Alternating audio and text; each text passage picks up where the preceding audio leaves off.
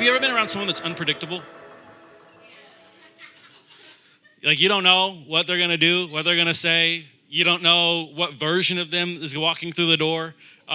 You're just like, I feel like with unpredictable people, I feel like I'm on eggshells. You know, I'm like, oh God, I really hope that it's the good version, you know? I really hope that it's, or like when you're doing like a team project, you're like, I hope I get the stable version of them in the room today. I hope that I don't get like the version of them that's going to be like, all right, we're going to procrastinate until the very last second, then we're going to get it done, you know? Like I want a predictable person when I'm working as a team. And for some of us, you think that unpredictable is exciting and fun. It's spontaneous. And the rest of us are like, you're crazy. And when in leadership, unpredictability breeds anxiety, fear, and stress. If you're in an environment that is led by an unpredictable leader, it will breed anxiety, it will breed fear, and it will breed stress. Have you ever worked for an unpredictable boss? Yes. A boss that like, they come in one day and they're like, all right, we're changing everything. You know, and you're like, wait, we just got, everything's working fine. They're like, no, everything's new. We're changing it all. Or a boss who you don't know if they're going to be in a good mood or a bad mood when you show up to work. You're like, I really hope it's the good mood version. It's like sometimes you're like, man, I think this person's bipolar and we're in the middle of like a really low or a really high because these people are unpredictable. And so for you, if your team doesn't know which version of you they're going to get today, that's not breeding trust in your team. If on Sundays, people don't know what version of you is walking through the door, the juiced version or the really depressed version, the version that's super stressed out or the version of you that's going to be like, oh, well, it's just going to work out. If your team doesn't know if you're going to be in a good mood or a bad mood, that will cause everyone around you to walk on eggshells. And the worst thing is unpredictable leaders rarely know that they're unpredictable. So if your team doesn't know how you're going to respond to failure, like Cheyenne was really nervous, you know, about leading today, and I love it. And Taylor called me today, and she's like, I'm real stressed out, Pastor Alex. I'm stressing. And I say the same thing just about everybody who's stressed out. I'm like, okay, well, what's the worst thing that's going to happen? You're going to fail. Okay, so what? Then what? We're going to pick up the piece and we're going to move on. That's it. You know? And so like, if you fail, worst case in this environment, and this isn't in every environment by any means, but in this environment, if you fail, I will celebrate you. I'll be excited that you tried and we'll do better next time. Yeah. But like, there's not gonna be this like, oh God, you know, lightning's gonna strike me if I screw this thing up. Our outreach event that we did on Saturday, we invested right around $2,200, $2,500 into that event. That's a lot of money that we could have just been like, you know, it just sucked, you know. But for me, I'm like, but yeah, it's awesome that I wasn't even at the event. It took everything in me because there was no baby. It took everything in me not to show up. We were trying so many different things just to be like entertained, because I'm like, they have it, they can handle it. Savannah's got it. If it flops, so we're gonna be all right, you know. But it was so cool seeing how many people showed up and rallied. It was so cool hearing about how many people were like I heard so many stories. People were like, man, I met this kid, I met that kid. And apparently there was some, I say this lightly, I don't mean this offensively, but just descriptively. But apparently there's a chubby child that everyone loved. Sonny, yeah. Okay, cool. I didn't mean chubby offensively. I just meant it descriptively. But anyways, it was so cool because I'm hearing like story after story of people who are like, man, this person really stepped up. Man, this person really stepped up. And this really happened. That really happened. And I'm just so thankful that we've got an environment where I'm not unpredictable in failure.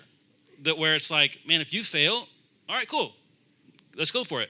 And so at the end of the day, if you screw up in this environment, I want you to know, I would rather you take a risk and fail, but fail hard than fail like light-footed.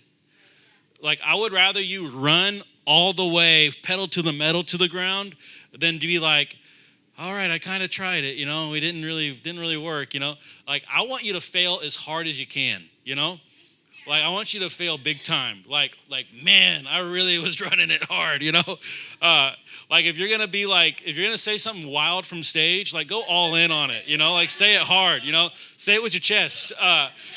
But don't kind of halfway do things. Like, I remember, it's so funny, though, because, like, as a musician, I remember learning instruments and different things. And, like, the worst thing you can do when learning an instrument is actually play something timidly. Because it will always sound worse. If you just play it hard, like if you get behind a drum set and you're like, I've never played drums before, and you just smack those things, I'm telling you, it'll sound better than if you just kind of halfway do it. And it sounds counterintuitive, but I just want you to know, in this environment, failure is not final. It's not the worst thing in the world. If anything, failure is how or what propels you to the next level. So one of the worst things a leader can be is unpredictable. Everybody say unpredictable. So our title for tonight is Great Leaders Are Predictable. Great leaders are predictable. Predictable, I looked it up on the dictionary, and it says this: it's able to be seen, known, or declared in advance. Able to be seen, known, or declared in advance. So I can see you, and I can see you before you get here. I can know you before you walk into the room. I can declare what's going to happen in advance. So for you, question to ask yourself is: do people know what they're going to get when they talk to you? Do people know what they're going to get when they start a conversation with you? Like, if one of your leaders calls you on the phone, do they know what version of you is going to answer the phone? Another question to ask yourself is your attitude, response, tone, and behavior predictable? Is your attitude, response, tone, behavior predictable? Now, if you're on a fast, nothing is predictable. If you call me on a fast, my attitude might be real great or real bad. But for the most part, I hope that I'm trying to become a leader that has the same attitude, that has the same responses, that has the same tone, the same behavior, that I'm becoming more predictable. So predictable leaders have predictable responses. Predictable leaders have predictable responses. So when I call someone and they see my name pop up on their phone, like, did you know this? That when you call someone and they see your name show up on their phone, that you give them a feeling? My question to you is the feeling excitement, or is it fear? Is it like anxiety? I know when I call, just because of the title that I hold, a lot of the time you're like anxiety, but I'm never being like crazy, Like, I recognize that just because of where I sit on the bus, but at the same time, when I see someone's name pop up, or when someone sees my name pop up, I want them to predict what kind of conversation we're about to have. I want them to understand what's about to happen right now. When I tell someone, hey, can we talk after the encounter so I can give feedback, I want them to have an idea of how that conversation will go. I don't want them to be like, I wonder what he's going to say. I want, whenever you think, like, I need to call Pastor Alex for what he's going to, and ask him what his opinion is on this. I want you to already know what my opinion is on that. I want to be that predictable. That, like, I remember when I first moved back to Texas and I started calling Pastor Landon a whole lot, because I had a lot of questions about starting a church and what we're doing, and I had no clue what we were doing. I called Pastor Landon all the time. And then after a while, I talked to him so many times, and he just told me, well, what did the Lord say? Well, how are your daily encounters going? And he said the same thing to me over and over and over again, that I quit calling him. Because, like, at the end of the day, I'm going to call him, and I'm going to go, and he's going to go, so, well, what did the Lord say? And I'm going to go, oh, well, he said this. Cool, we'll do that. And that's all he's going to say. He's not going to give me a lot of opinions or any advice on stuff, because it's not that he doesn't give me advice, doesn't care. It's just that I already know what he's going to say. So I don't have to call him. Like, I remember I was discipling a guy in Washington while we were living in Texas about a year ago. And he called me one day, or I called him, and I was like, hey, you haven't called me in a while. He's like, yeah, every time I think to call you about something, I already know what you're going to tell me is just to go ask the Lord. And so I just hang up the phone before I start calling you. And I'm like, oh, okay, cool. Like, my response is becoming predictable. One of my favorite things when a leader calls me is, I already know what you're going to say, but blah, blah, blah, blah, blah, blah, blah, you know? That's one of my favorite things to say, because what I hear is, you're a predictable leader, Alex, but I still want your feedback anyways. It's a question to ask yourself. Do people know what you're going to say? Do people know what you're going to say? What is the feeling people get when you call them? I want you to sit with this for a second, too, because, what is the feeling that someone gets on your team, at the church, in your house? What's the feeling that people get when you call them? Like when they see your phone and your little picture pop up on their phone and it says, Pastor Phil or whatever, or, Brianna Garay, whatever. It's like, okay, what's the feeling? What's the vibe that's coming across and hitting them? Because I think that gives you a pretty good understanding, are you predictable or not? If it's fear, it's like, I don't know what I'm going to get. Obviously, if you're just a jerk, obviously it's going to be bad, every time. Every time it's going to be bad. But I don't think anyone in the room is a jerk. But anyways, second thing predictable leaders have is predictable leaders have predictable rhythms. Predictable leaders have predictable rhythms. So consistency breeds predictability. Consistency breeds predictability. If you do the same thing over and over again, people are going to predict that you're going to do it again. So I would say this, most of us desire to have a rhythm, but we don't set up ourselves for success. So I remember I was in a daily encounter and I asked the Lord, help me steward all these things. How am I supposed to steward all these things that I have? And he just said back to me, you can't steward what you don't put on your calendar. And for me, that was groundbreaking, because I don't know about you, but I felt really goofy about putting everything on my calendar. I felt goofy about putting mowing my lawn on my calendar. That felt silly to me. But my lawn is actually something that I have to steward, right? It felt goofy to me to put financial review with Brenna on my calendar, but my finances is something that we have to steward, so we do that once a week or once a month. It felt goofy to me to put daily encounters on my calendar, but that's something I'm stewarding, so I have to put that on my calendar. It felt goofy to put gym time on my calendar. It felt goofy to put, good grief, the car drive to the gym, on my calendar, because that's a variable, So, but my question to you is, does your daily encounter have a space in your calendar? Does your family's health, relational health, does it have a space on your calendar? It felt really goofy when me and Brenna first started putting date nights on our calendar every single Tuesday but then I got sick and tired of being every Tuesday being so are we doing a date tonight or not? And then Brenna being well, I don't know. We didn't get a babysitter. And I'm okay, cool, I guess not. And so then it was after 3 weeks of that in a row, it's I think this deserves a spot on our calendar. And now if you text me or call me after 6 p.m. on a Tuesday, you won't get a text back, because I'm on a date with Brenna every Tuesday, 6 p.m. Come hail or high water, we're going to be there. Does your physical health have a space on your calendar? Some of you guys, you are unpredictable in the way that you care for your body.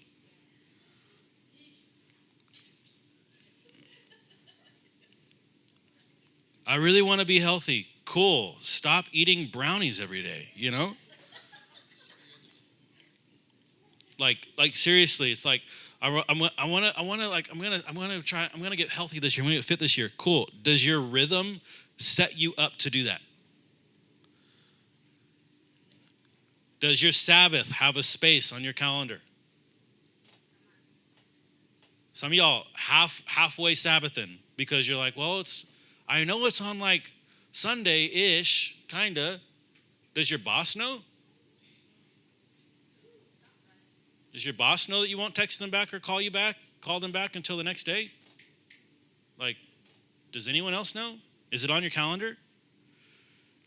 It's so funny because, if you want to know if you can Sabbath and have your boss not text you or call you, just make friends with a Seventh-day Adventist. Because what they'll say is, it's my religious liberty to have a day off, because it's how I practice my religion. And so if you tell your boss that, you know what they can't do? Discriminate against you. They can't fire you for it. Can't do anything against it. They can't text you or call you. If they do, then you say, hey, thank you so much for honoring my religious rights. And then they just have to deal with it. Hey, boss, I cannot work on Sundays. Well, we'll fire you then. We'll find someone else who can. Great, because that's actually my religious liberty that you're infringing against. You're discriminating against me, so you're saying I can't work here because I'm religious. Cool, that's a lawsuit. Like seriously, like you got to actually have a backbone if you're going to actually do this stuff and really do it. Otherwise, you're going to halfway do everything and you're going to be like, I don't know why I can't Sabbath. Because you ain't trying. You ain't trying. So, 2 rhythms that we consider non-negotiables here at Thread are Sabbath and Daily Encounters, Sabbath and Daily Encounters, Sabbath and Daily Encounters, Sabbath and Daily Encounters. So, I want to give you 5 tips on a Sabbath. Anybody learning tonight? Okay, cool. I'm sorry if I sound a little aggravated. I'm just frustrated that my baby ain't here yet, all right? Tips on how to have a great Sabbath. Number 1, Sabbath is a day to be with God. Sabbath is a day to be with God. So how do I Sabbath well? Be with God. Begin and end with a daily encounter. This isn't complicated, but we make it complicated. How do I Sabbath really well? Have a daily encounter. At least 1, maybe 2. Number 2, how to have a great Sabbath is a Sabbath is a day to rest, recharge, heal, and hear. I'm going to say that again. Rest, recharge, heal, and hear. So rest. It's a day to not work. Obviously. Don't work. If it feels like work, it's work. Don't do it on your Sabbath. That means different things for different people. That means at my house, we do some weird stuff on our Sabbath. Or rather, we don't do stuff that's weird on our Sabbath. So like, Brenna doesn't do the dishes on the Sabbath. So our entire like little like sink is just like piled up, with dishes by the end of the Sabbath. Because another thing that Brenna doesn't do on her Sabbath is she doesn't cook. And so we have to budget for food, or we have to meal prep ahead of time so that we don't cook on the Sabbath. Or here's another weird thing, because Brenna doesn't like to cook on the Sabbath. I love to grill on the Sabbath. It's like how I connect with God. I love it. And so we have to make sure that it's a meal that Alex can cook by himself if we're cooking at home. There you go. Brenna will eat. Yeah, and so, but again, we don't work. That means that church stuff, if you call me and you start, I remember we had friends at the house about a year ago. They were staying over, and they had flown down from Washington. They were hanging out with us. And then I remember I think we Sabbathed on Mondays at that time. And I remember Sunday night we got really late, I sat down with them they were on the couch like watching a movie. I was like, hey, can you pause your movie? And they're like, yeah, what's up? I sat down and I said, hey, tomorrow you cannot talk to me about Thread. And they said, okay. I said, no, I'm serious. Tomorrow you cannot talk to me about Thread.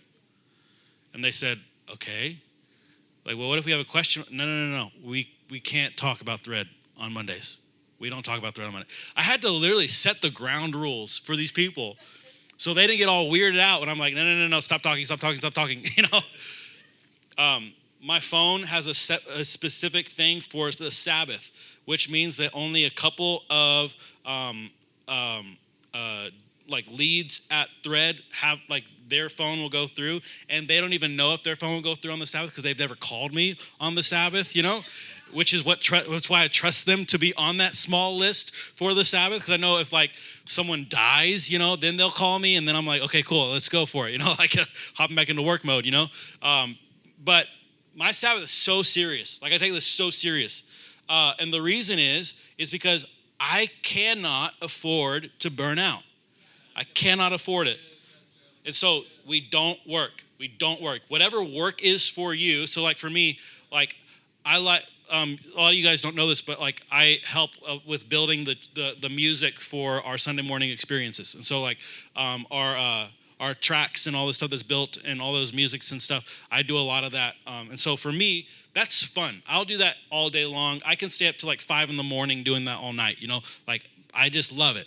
And so for me, I'm not like that's a thread thing, but for me, that's not a work thing. If that makes sense. And so for you, you got to figure out what's work and what's not work for you.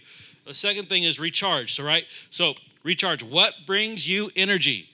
So don't just like sit on Netflix all day and then get all grumpy the next day because you're exhausted from watching Netflix all day.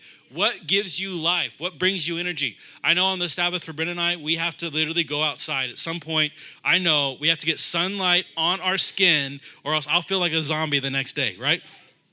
The next thing is heal. I would encourage you, let the Lord speak to your pain on the Sabbath. Like this should be a time for you to process pain, to process disappointment, frustration. Like I know you're like saying, Alex, that's work. Yeah. But I'd rather make time for it, right? Like heal. Let the Lord speak to you. Last thing is to hear. You should leave your Sabbath with a word from God. Third key to having a great Sabbath, the Sabbath is not about having time for it. I think it's so funny when people tell me, I'll tithe when I have money for it. I'll start tithing when we can afford it. In the same way, the reason I think that's funny is because then you just don't tithe. You never have money for it. If you're in this room, I'm assuming you tithe. And so if you tithe in here, when I decided to tithe, it wasn't because I had money for it. It was because I just decided we're going to start tithing. In the same way, you never have time for the Sabbath. If you're waiting for like this magic day to open up for you to have time to Sabbath, it's never going to happen. It just won't. And so you start making time for it, and then you just do it. In the same way, we don't tithe when we have money for it. We tithe, and then we budget the rest. We Sabbath, and then we budget the rest of our time. So that means I'm gonna step on some of your guys' toes tonight. That's okay. Trips with your family, you've got to decide, is that a Sabbath or not? I'm going out of town, going to a conference. Cool. Is that a Sabbath or not? Because if it lands on your Sabbath day, then you are in debt a Sabbath. Overtime. Holidays. Well, it's Thanksgiving on my Sabbath. What do I do? I don't know. You tell me, is it work or not? Did it give you energy? Did you feel like you were giving something out? Were you working? Family days. Some of y'all guys, y'all gonna hate me. That's okay. I hate going to the zoo. I hate doing Silas stuff on my Sabbath. I hate it. Doesn't mean I don't like hanging out with Sai. But if I could, I would get a babysitter every Sabbath. 1,000%. And some of you guys are like, that sounds awful. You sound like a bad dad. No. I just really value my rest. And for me, when I'm like hanging out with Sai and he's like wanting to go to the splash pad, I love the splash pad. Any other day but the Sabbath. It's not my day to go to the splash pad. It's not. It's Silas. If we're going for Silas's Sabbath, absolutely. We're going to splash pad all day. But the splash pad for me, I'm worn out by the end of it. It's not like life-giving for me. I'm like having fun. I'm like, hey, we're partying. But like when he starts throwing a temper tantrum because he doesn't want to leave, friend, I just stepped into work mode. All right? Another thing, outreach. Is outreach work or rest? You got to tell me. Some of y'all guys, you're like, I will go and serve people every Sabbath till kingdom come, and it's the most best thing ever, right? Others of you were like, man, Saturday was work, and that's okay. You got to figure out though, where are you at on this? And so that means that when a event shows up on your Sabbath day, you've got to decide, okay, number one, do I need to just say, hey, bowing out, can't make it, it's my Sabbath? Or do you say, hey, I'm going to be there, and then personally making a different day that week for your Sabbath? Do you know why we give you so much stinking time in advance for our events? So that you can schedule your Sabbath around it? We announced the block party for like 8 weeks. And some of you guys are like, but it's my Sabbath. Friend, you had 8 weeks to figure that out.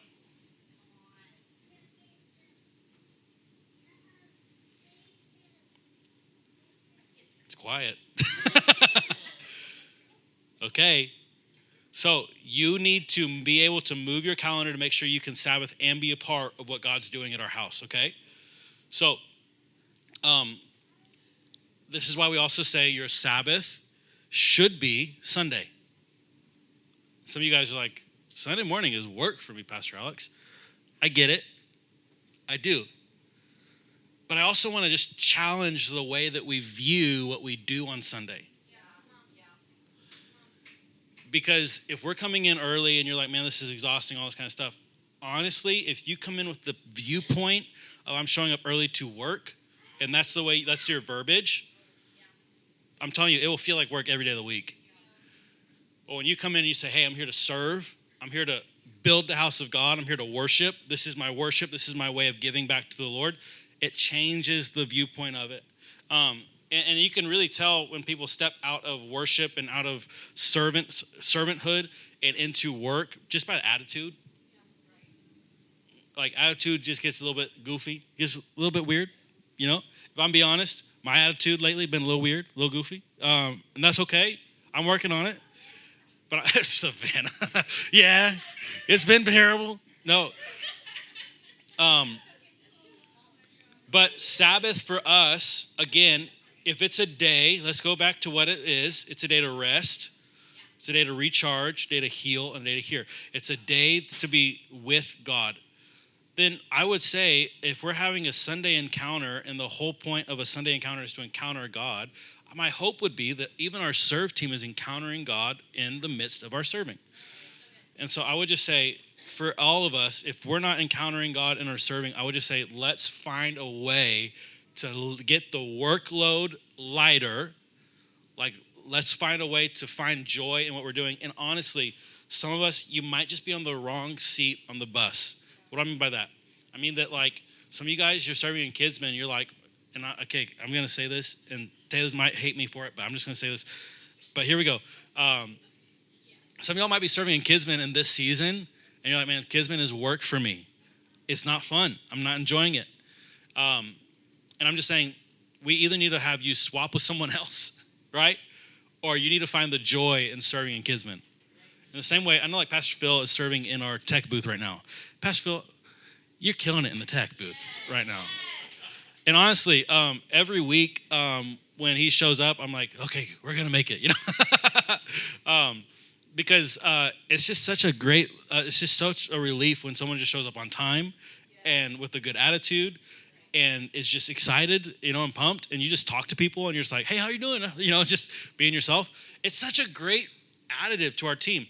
And so even though I know like right now, it's like for you, it's work, it's also like, but you also bring so much joy to the rest of the team when you show up. And so again, this is something we're actively working on as far as Sundays, Sabbath, all that kind of stuff, because I know for a lot of us, you're like, man, I love it. I'm behind it. It just feels like work every week, you know? Couple thoughts.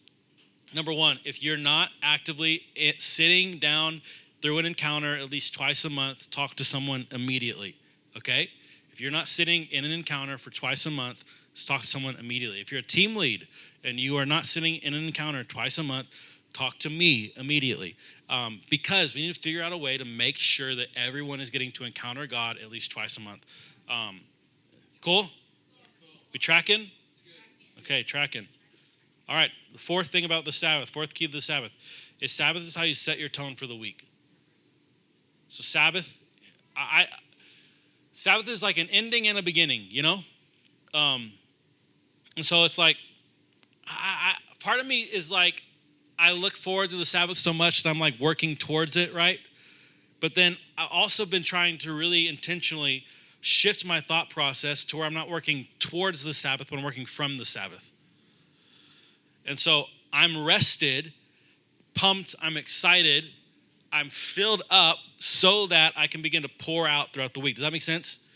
So if you're exhausted after your Sabbath, you did it wrong. Number 5, Sabbath is the highlight of the week. If the Sabbath isn't fun and exciting, friend, you're doing it wrong. Make it enjoyable. I can tell who Sabbaths well by how their kids talk about the Sabbath.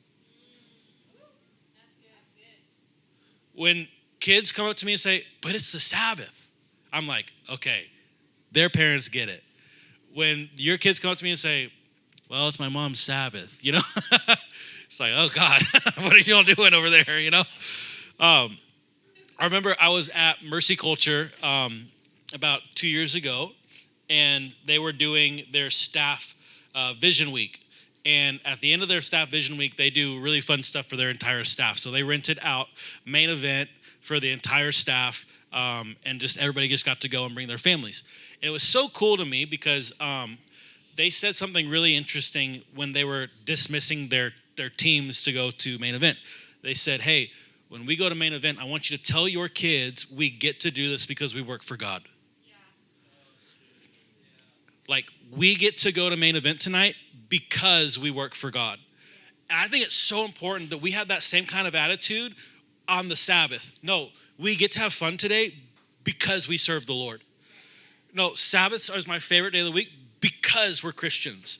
No, we get to go and like, no, we're not gonna vacuum, and we're not gonna mop, and we're not gonna, like, you don't even have to make your bed today. You know why?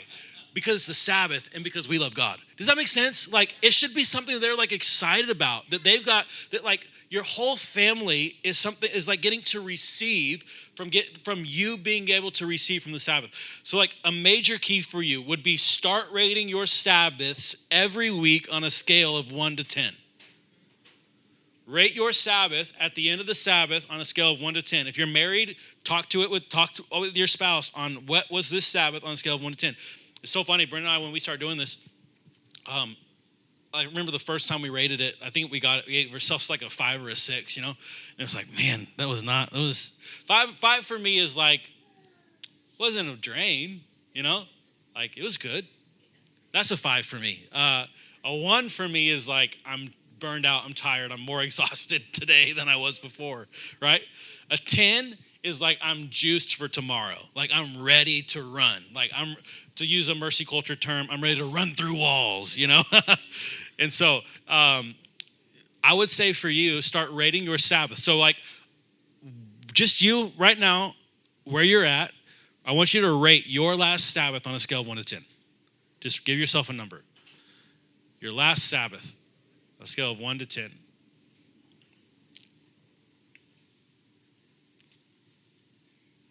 Okay, everybody got their number? If you're above a 3, raise your hand. Okay. If you're above a 5, raise your hand. Above a 7, raise your hand. Okay. So we've got room to grow. We've got room to grow. Cool. So your Sabbath, I want you to treat it like a mini vacation every week. Right? Like, I don't know about you, but when it's vacation week, you know, I'm like, all right, we're getting ready for the vacation. You know, like it should have that same anticipation every week. Like, all right, tomorrow's the Sabbath. We're going in, getting excited, getting pumped. All right, and the second thing that we do every week, part of our regular, or every day is a part of our regular rhythm, is daily encounter. And so I have 3 things you need for a killer daily encounter. This is going to sound like basic things for all of us in the room. I know, but I want to make sure that we're being said. The reason why I'm talking about all of this tonight is because I want us to be, number one, predictable. I want us to have like our regular rhythms, and that like these 2 rhythms will honestly change your trajectory. Like if you just Sabbath and daily encounter every day for the next year, or Sabbath once a week, daily encounter every day for the next year. If you do that, I'm telling you, by the end of like 1 year from today, you will look totally different. Like 1,000% different. Your family structure will look 1,000% different. Your kids will look 1,000% different. And so we can talk about going to the gym and all that other kind of stuff, but let's just start with the basic, bare bones. What's the regular rhythm? So obviously the daily encounter is our normal rhythm. So what you need for a killer daily encounter, so killer daily encounter, not just a good daily encounter, a killer daily encounter, 3 things. Number 1, you need a time and a place. You need a time and a place. If there's not a special, so there's not like a special time. I don't care if you do the morning. I don't care if you do lunch break. I don't care if you do right before you go to bed. I don't care if you do it like if you wake up and set an alarm at 3 a.m, I'm going to wake up for an hour and just spend time with God at 3 a.m. Then I'm going to go back to bed. I think you're an idiot, but if that's what you want to do, go for it, But you just need your time for you to do it. And then there's not even a special place, right? It's not like you have to go to a prayer closet. I know like back in the 90s, it's like everybody had a prayer closet. I don't know I guess everyone had huge walk-in closets, back in the 90s that we're all going and doing our giant prayer meetings in our prayer closets while everybody's sliding like Ezekiel right underneath the door. But I don't know what we're doing. But anyways, I don't care if it's in the closet. I don't care if it's in the backyard. I don't care if it's on a hike. I don't care if it's in your office. I don't care if it's under your desk. Wherever it needs to be, it doesn't have to be a special place. It just has to be a specific place. So it's got to be a specific time and a specific place. And then if you're like, I've been doing the same thing at the same time in the same place, and I feel like I'm getting dry and stagnant, change it up. Find a new place or a new time. But the biggest thing is you need a plan. If you don't have a time and a place, you don't have consistent daily encounters. I'm going to say this again. If you personally don't have a time and a place, you won't have consistent daily encounters. Same time, same place, every day. I want to give a challenge to all of us in the room.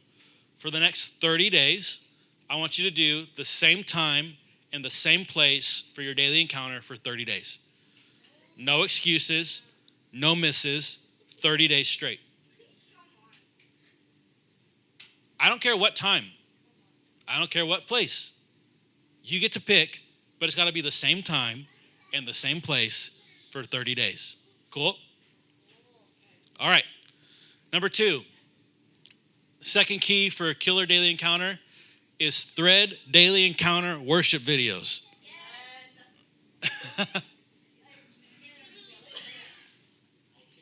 So if you don't know, on our YouTube channel, we have about 8 pre-recorded time where it's just Kaylee singing with a piano. And these are some of my favorite videos we posted on YouTube. One of them almost has 10,000 plays, which is actually pretty crazy. But we record these simply because we want to help our church encounter God every single day. So I say this, that the Lord lives in a song.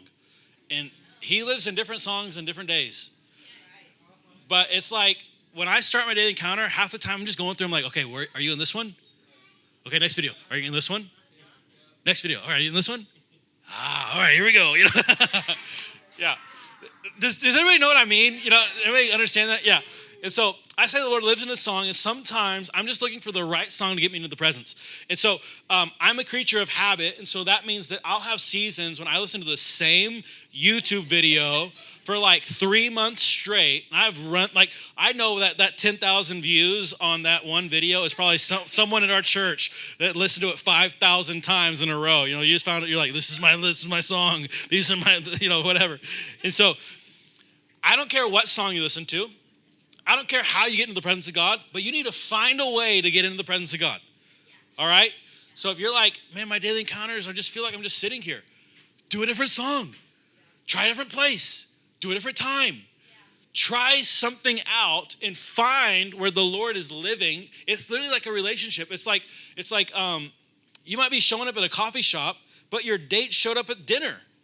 And it's like, okay, cool. You can have a great date by yourself and complain they didn't show up, or you can be like, oh no, I probably need to go to the dinner spot. I think about my walk with God the same way. I can be all grumpy and upset that it's like, well, I want to listen to this song. God, I want you to be in this song. And it's like, that's not the song today. And so I got to change the song. I can be all grumpy and upset that God told me to meet with him at 5 a.m., and then I can be like, but I'm just going to try and meet with him at 8 p.m., It's like, well, you can do that all you want, but he told you the date. He told you the time.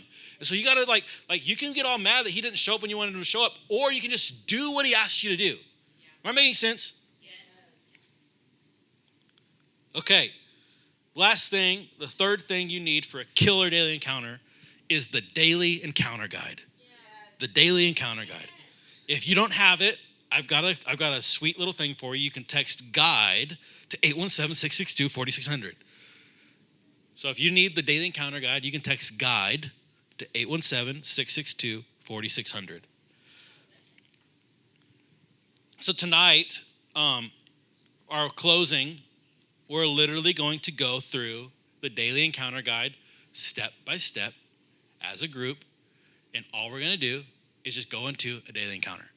All right? The reason we're doing this tonight is because I want to remove the mysticism around what a daily encounter really is. I want to make it so stinking simple. All right? And then we're just going to go for it. Is that cool? Okay.